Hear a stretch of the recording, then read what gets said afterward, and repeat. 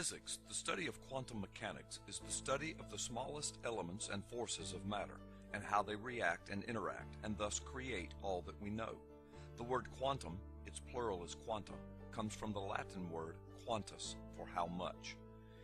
There seem to be several prevailing schools of thought on what exactly these small elements are.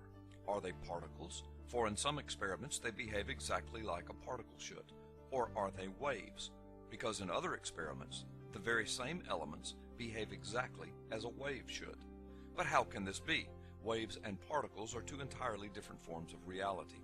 One school of quantum mechanics thought is that the elements are both wave and particle, or as some describe, packets made up of particles, called wave packets. This is called the particle-wave duality theory of quantum mechanics. We have known about atoms for several hundred years. We know that atoms are the stuff of all that is, both living and non-living. All matter is made up of atoms. It was from our knowledge of atoms and how they interact and react that gave us the technology for atomic bombs and nuclear energy resources. But now we know that an atom is not the smallest thing in the universe of reality. Atoms are made up of even smaller bits, or particles, or wave packets, or substances of reality. And it appears that these elements are made up of even smaller elements and or energy forces. This was first discovered in the early 1900s.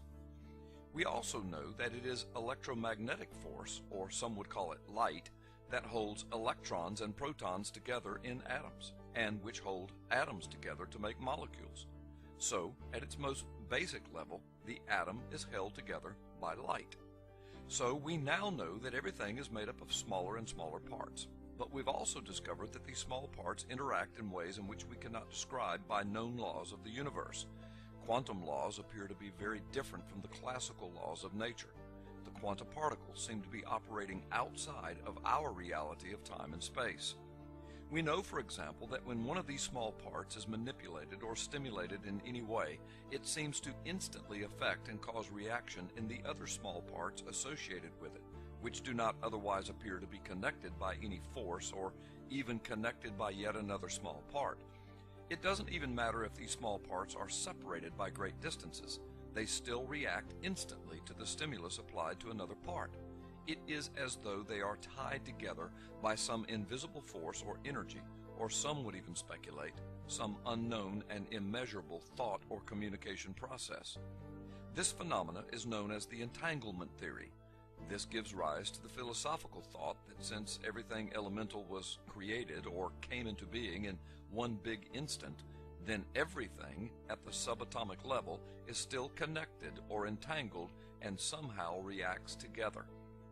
In addition to these strange phenomena, we have no way of exactly and precisely knowing where and when one of these small parts will be in any particular location or state. We can only speak about their location or state of existence in probabilities. For example, once a quantum state has been prepared for observation, some aspect of it is measured, for example, its position or energy. If the experiment is repeated, however, so as to measure the same aspect of the same quantum state, the result of the measurement will often be different. Some physicists even theorize that it is the very act of measurement or observation itself that causes the results to change. This is known in quantum physics as the measurement problem.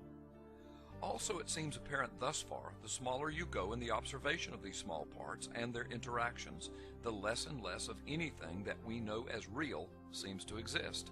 Time and space and matter seem to disappear into nothingness. Philosophically, this is very challenging. Since we live in a real world with tangible objects existing in a time-space reality, yet we know that our reality is made up of the very particles which themselves seem to recede into nothingness, and they operate outside of time-space realities and natural laws of our material world. But how can this be? Welcome to just one more of the many conundrums of quantum mechanics. To most people, quantum mechanics is a very strange science. In all other scientific theories, we have tangible models of how we think things work. Quantum mechanics theory only describes how probabilities change with time. If you are confused by all of this, you then are in good company, as many scientists and physicists are on record as stating their confusion by it all. I do not think anyone has a good understanding of exactly what is going on within quantum mechanics, although many physicists are firmly convinced of the correctness of the particular interpretation that they favor. One thing is certain: as much as we do know about our world, our reality, and the universe, apparently there is an infinite universe of information that we do not know. Therefore, we are like ants looking at the moon at night, wishing we could just touch that big, bright, shiny light up above. Even though we as an ant can see it, we don't even remotely understand it or its distance from us, nor the element of space in which it exists.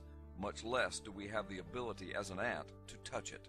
It simply will never happen, but we try and touch it anyway. And that, I am afraid, is our plight in grasping the vastness of information concerning quantum mechanics reality.